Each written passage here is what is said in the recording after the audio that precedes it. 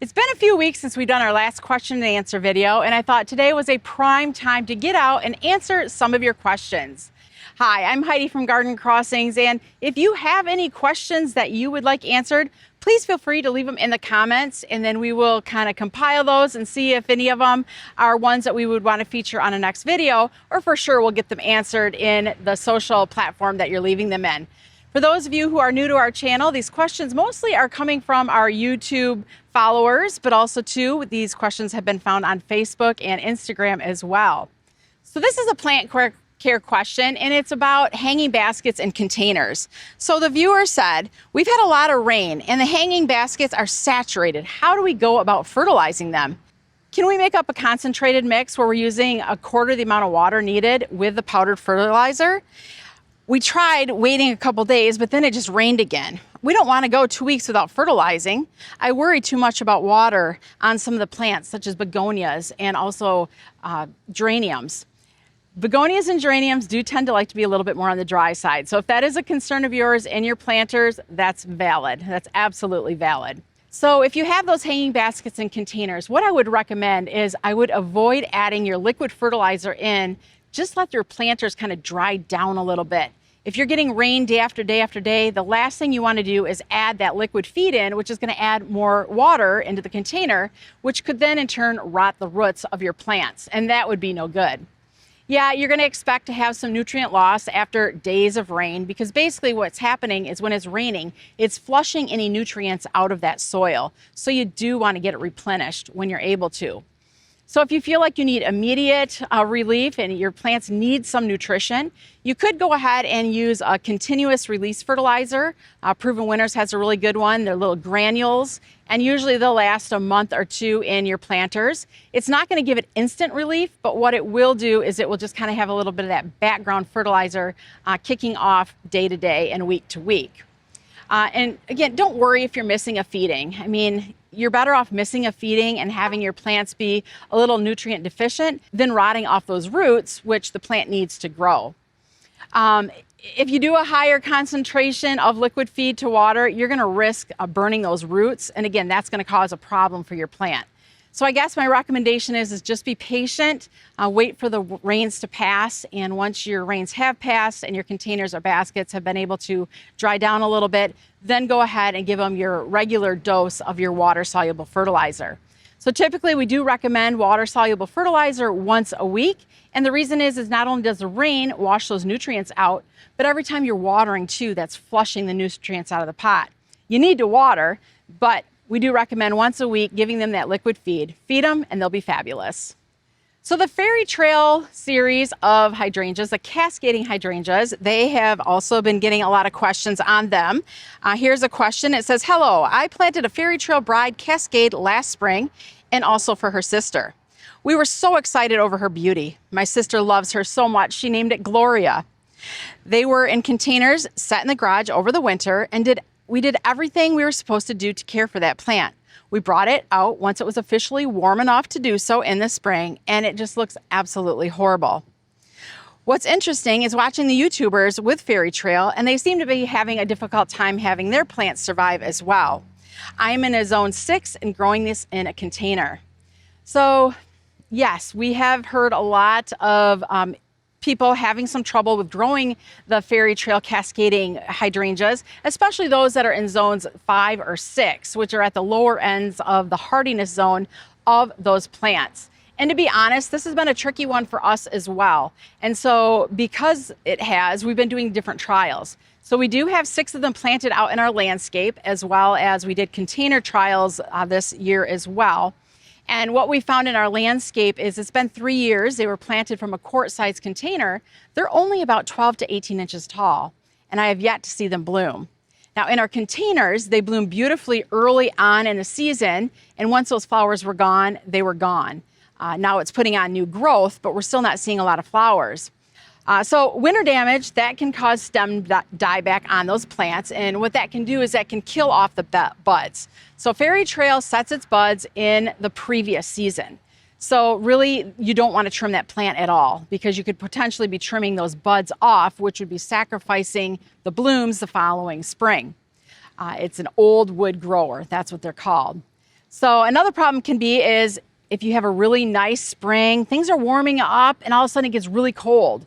Those spring freezes, those too can kill off the buds. So what we recommend is I would plant it in an area that is semi-protected from strong winds. So sometimes the winds that can create some extra damage to the buds. Also too, part shade is probably where I would most recommend planting that plant. And if you have some tree canopy, especially for us in zones 5 and 6, that's even better.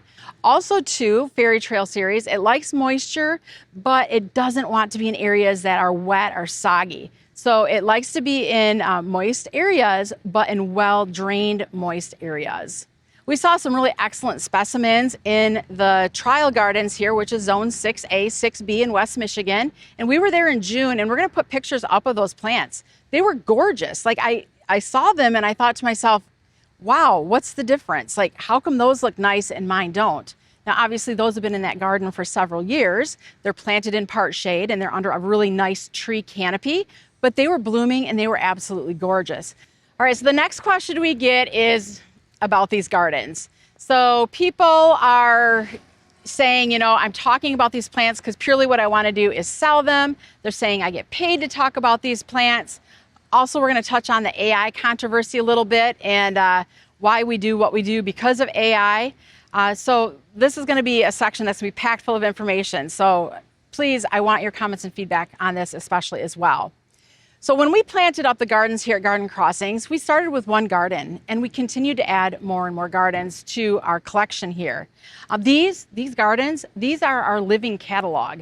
So you can go online and you can see pictures of the plants. You can see other, videos of the plants as well. But these are a living catalog. They are meant for people to walk through and experience what these plants look like in a real life setting. So think about it. When you're shopping through a catalog, you're not buying the whole catalog, and we don't expect you to buy the whole garden either. Just take one plant and look at it and see, just get the information on that plant and see if it makes sense for you in your garden. These gardens, they're meant to inspire, not to intimidate. So don't look at the gardens and think, oh my gosh, they're so big. This is so intimidating. No, don't do that. Also, too, these gardens, they're part of our marketing. We invest tens of thousands of dollars every year into the plants, the upkeep, and the maintenance that goes into these gardens. These are a lot of work, and we would never expect anybody to have gardens that are this big and this expansive.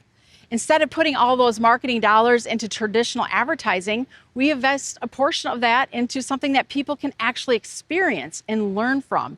And that's these gardens, and it's our YouTube videos. Yes, we do sell plants, but the videos, they're not just about selling plants.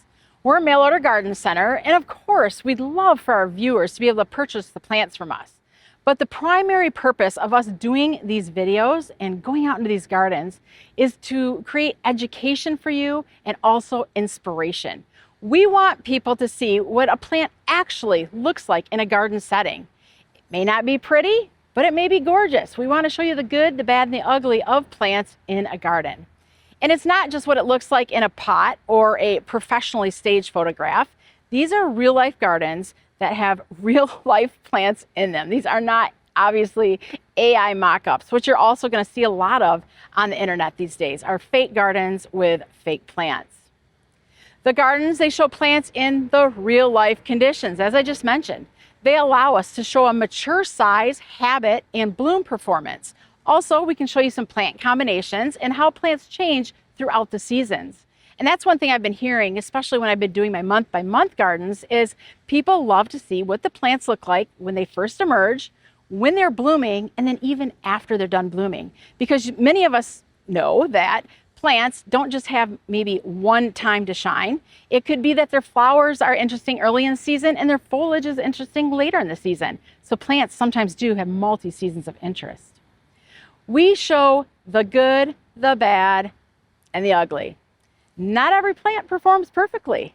Authenticity is becoming even more important with AI. There is so much junk out there. If a picture looks too good to be true, it probably is. You won't believe how many phone calls and emails I get of people looking for a plant. No, hostas don't come in red or purple. If it looks too good to be true, it's too good to be true. Especially those red, white, and blue hostas. What was that? AI-generated gardens, images, articles, and videos are becoming increasingly common online. We want content that is to remain with real plants in real gardens grown by real people. One thing I think that's very important for you to know is I am not a paid influencer.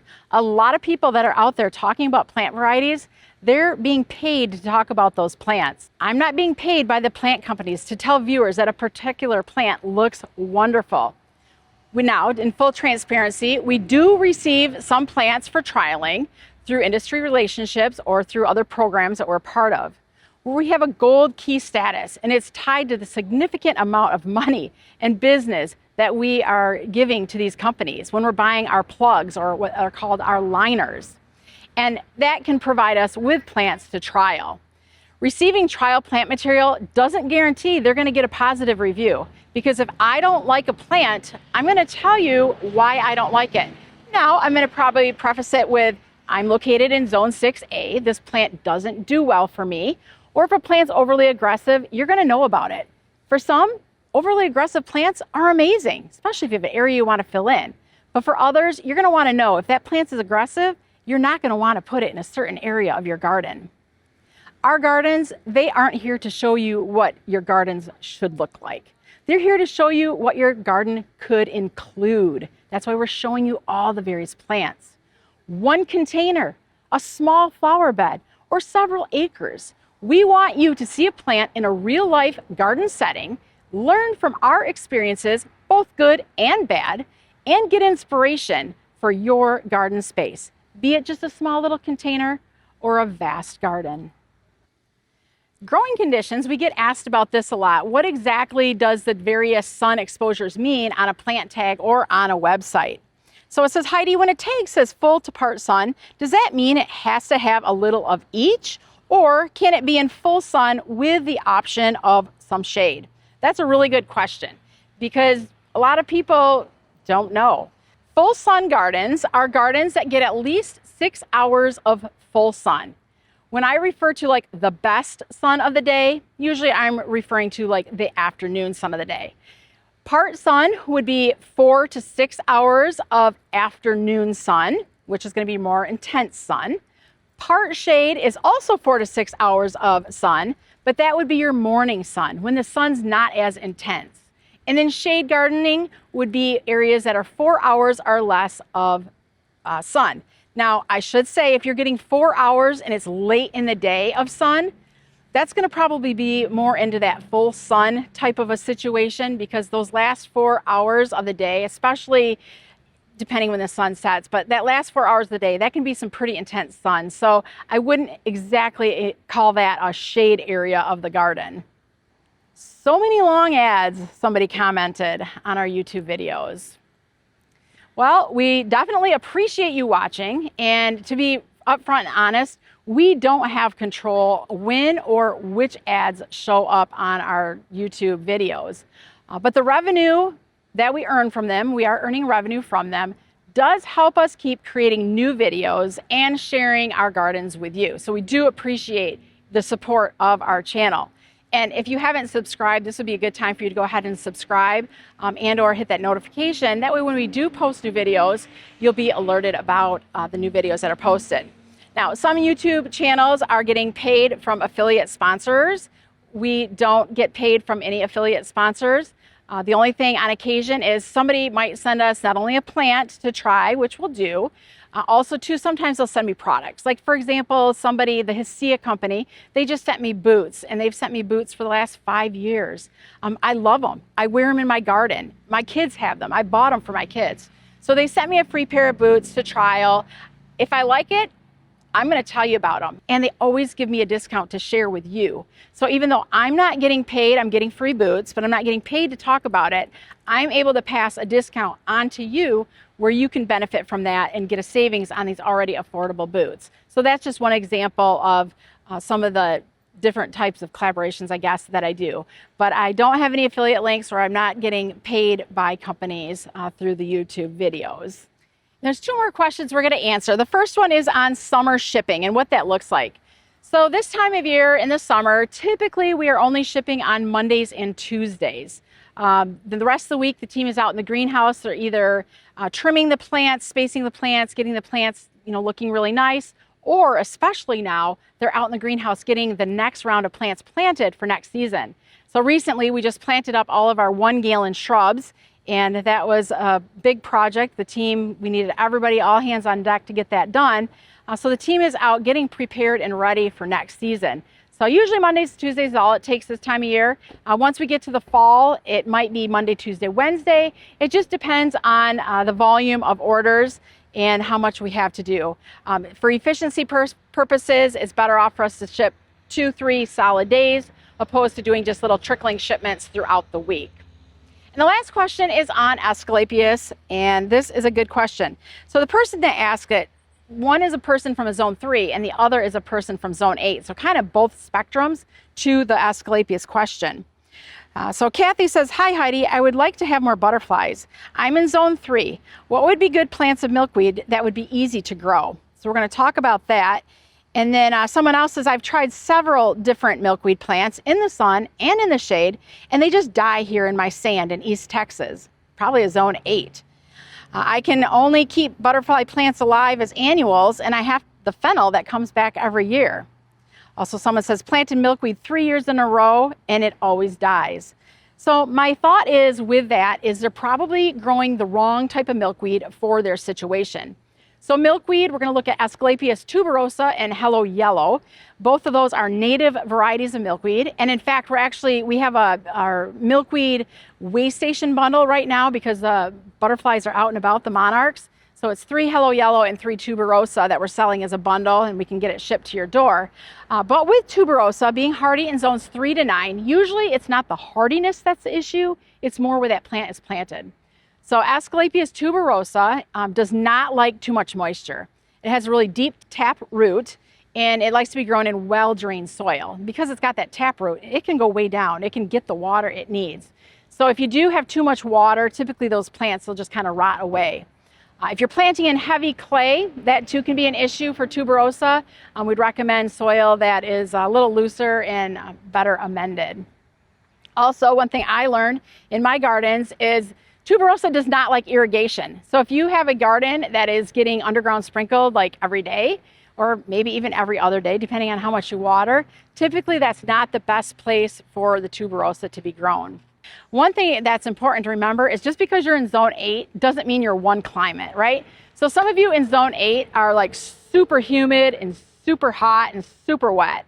Others of you in zone 8 might be super dry. So just because a plant is better in one part of Texas doesn't mean that same plant is going to be good in another part of Texas. Also too, if they're planted too deep, that can also cause the plants to rot out. So you don't want to make sure that you're not planting them too deep. So if you have a lot of water, tuberosa is probably not the best plant for your garden, but there's another plant that will work.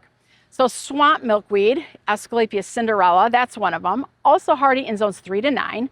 That's one that actually likes more of that consistently moist soil.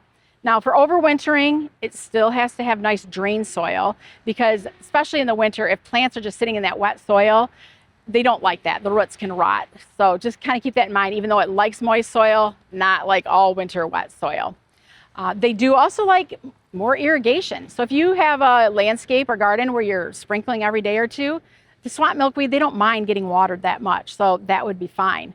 Both of these milkweed do like to be planted in full sun areas. So if you're trying to plant them in shade, as the one gal had mentioned, she was trying shade, shade's not going to work.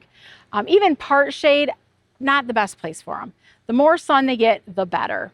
So hopefully that's helpful information on, if you're too wet, you want to go with the Cinderella or the swamp. And if you're too dry, then you're going to want to go with the tuberosa.